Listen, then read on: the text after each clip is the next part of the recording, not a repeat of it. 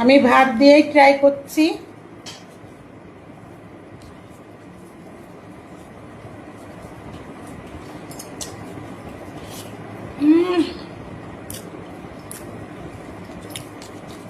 আপনারা বাড়িতে এভাবে ট্রাই করুন। আর আমার চ্যানেলের নাম হাই চন্দনা। অবশ্যই কমেন্ট করে বলুন যে দিদি এভাবে আমিও বাড়িতে ট্রাই করলাম, এত সুন্দর টেস্ট লাগছে। কমেন্ট। কচুর শাক আমি ভর্তা করব, তার জন্য কচুর শাকটা আমি আটি থেকে খুলে একটু বেছে নেব ভালো করে।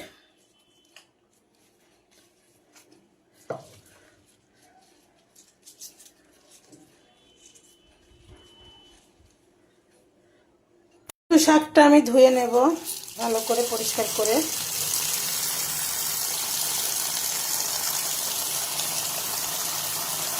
ধুয়ে নিলাম পরিষ্কার করে কচু শাকটা। এবার কচু শাকটা আমি একটু কুচি কুচি করে কেটে নেব। শাকটা আমি ভাপিয়ে নেব, তার জন্য আমি কড়াইতে বসিয়ে দিয়েছি।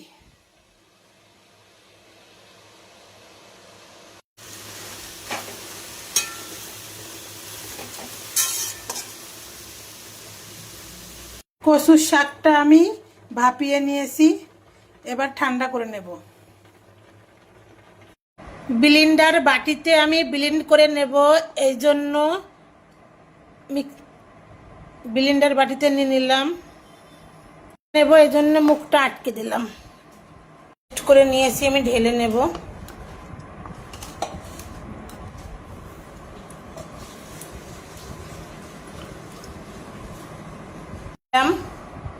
এইভাবে আমি আবার দিয়ে দেব,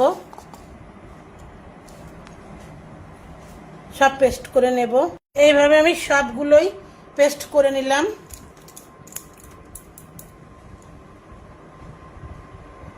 কড়াই গরম হয়ে গেছে, আমি তেল ঢেলে দিচ্ছি। সাদা তেলই, রিফাইন, রেগুলার যে ইউজ করি। তো কাঁচা লঙ্কা, একটু ঝাল ঝাল হবে এই জন্য একটু লঙ্কাটা একটু বেশিই দিলাম।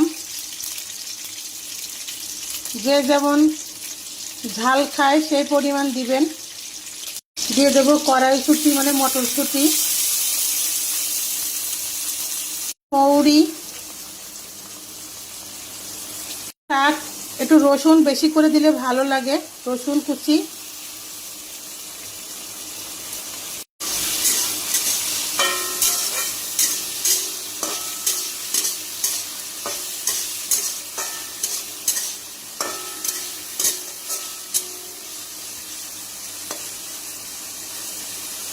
ভেজে নেব হালকা করে।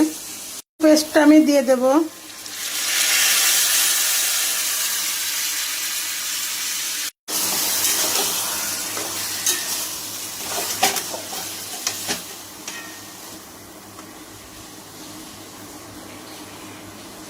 স্বাদ মতো নুন, পরিমাণ মতো হলুদ,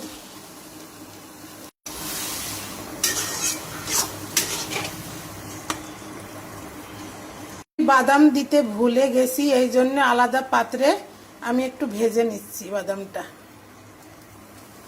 বাদামটা দিয়ে দেব।